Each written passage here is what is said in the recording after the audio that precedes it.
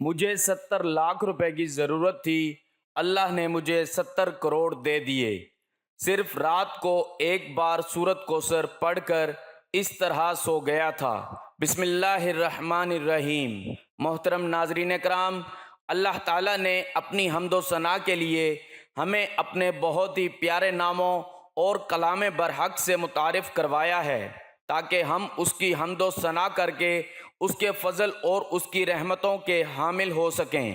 اسی طرح مختلف دنوں میں اللہ تعالیٰ کے مختلف ناموں کے اور کلام پاک کی مختلف صورتوں کے اعداد و شمار کے مطابق وظائف کر کے ہم اپنے رب کو راضی کر سکتے ہیں اور اس کی رحمتوں، برکتوں اور اس کے فضل کو تلاش کرتے ہوئے اپنی دنیا اور آخرت سنوار سکتے ہیں۔ اسی طرح ناظرین، اللہ تعالیٰ کے فضل کے متلاشی ہوتے ہوئے آپ کو آج ایک انتہائی مجرب اور طاقتور وظیفہ سے آگاہ کرنے جا رہے ہیں کہ ان کلمات کا وظیفہ آپ کی زندگی کی تمام مشکلات کو اور تمام پریشانیوں کو دور کر دے گا اور آپ کی ہر حاجت کو پورا کرے گا۔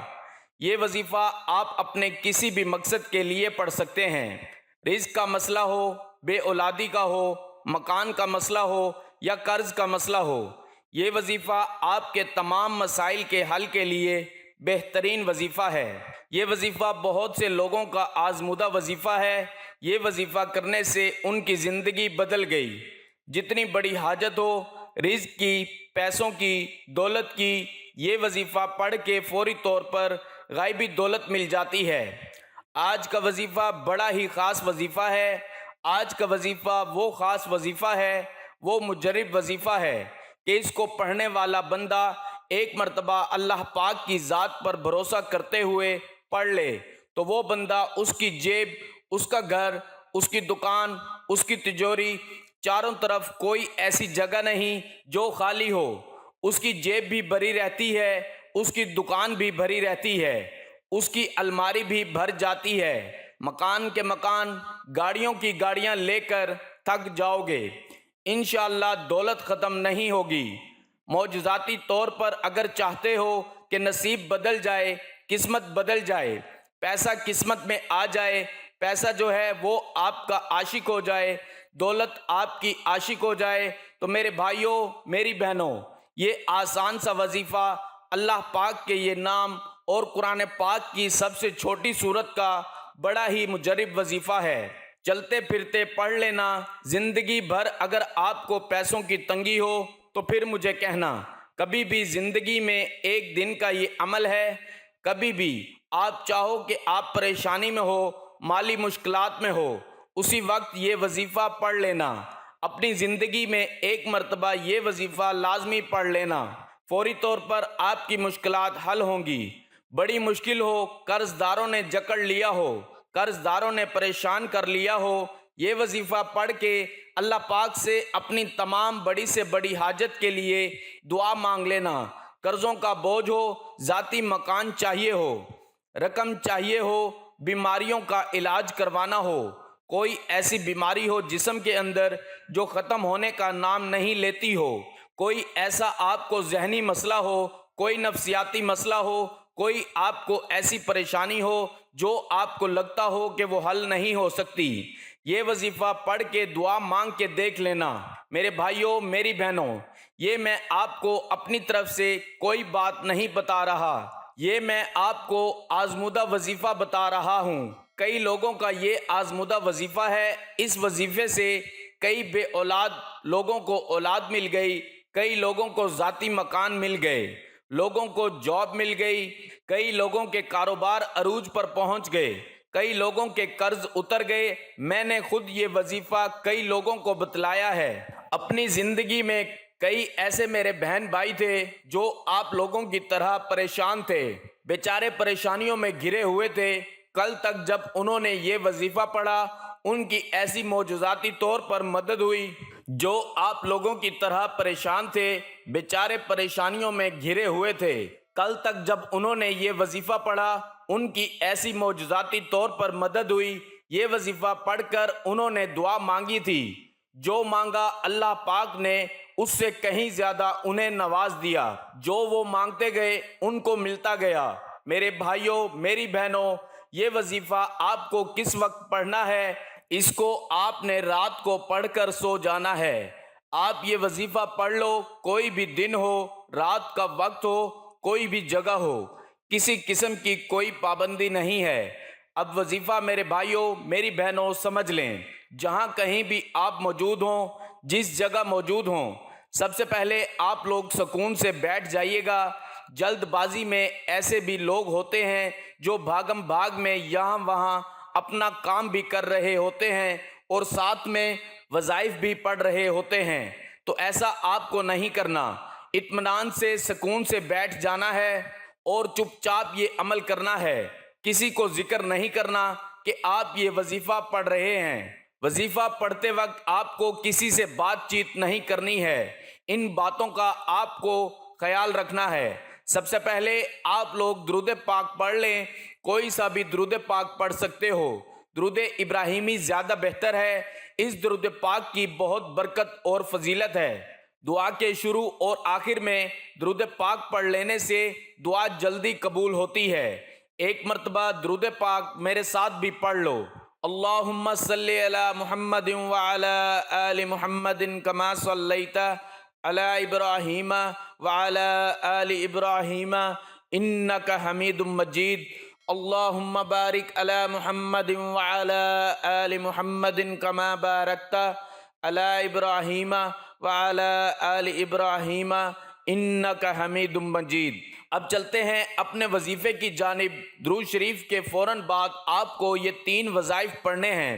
پہلے نمبر پر جو وظیفہ ہے وہ ہے یا اللہ۔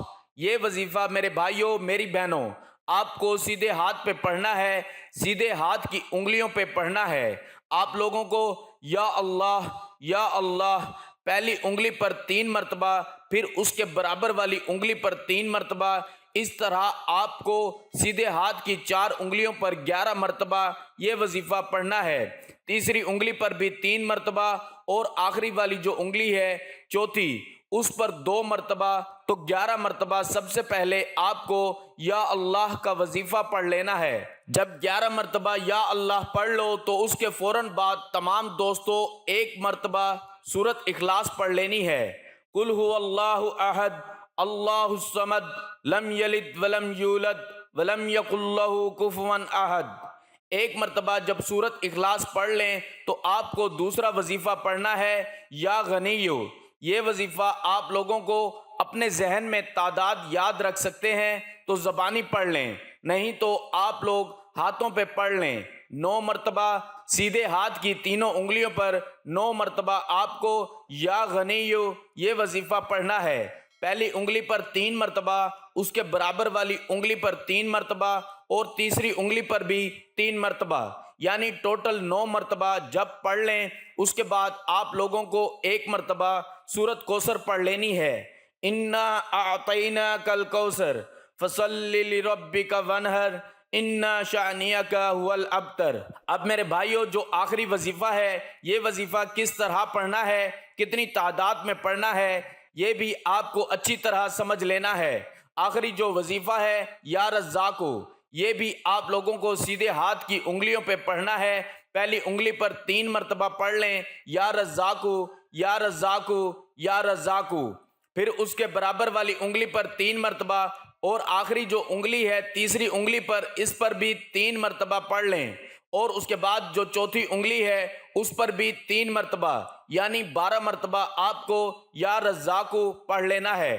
12 مرتبہ جب یا رزاقو کو پڑھ لیں، اگر سیدھے ہاتھ کی انگلیوں پہ تعداد سمجھ میں نہیں آتی تو آپ زبانی بھی یہ وظائف پڑھ سکتے ہیں، یعنی 12 مرتبہ یا رزاقو پڑھ لینا ہے۔